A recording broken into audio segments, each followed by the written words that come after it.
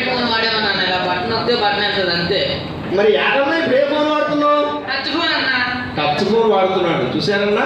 మరి అంటే మరి రాతి యుగం నుండి రాకెట్ యుగం వరకు పరుగులు పెడుతుంది మన యొక్క దేశం.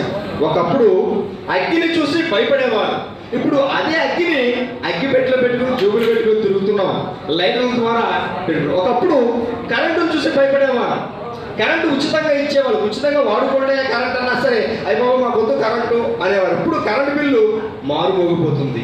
అట్లాగా ప్రపంచం మారింది, కాలం మారింది, వ్యవసాయ రంగం మారుతుంది.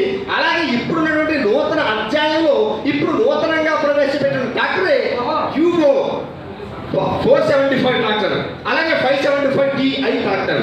ఇది ఇంజన్లో నెంబర్ 1గా నిలుస్తుంది మన ట్రాక్టర్.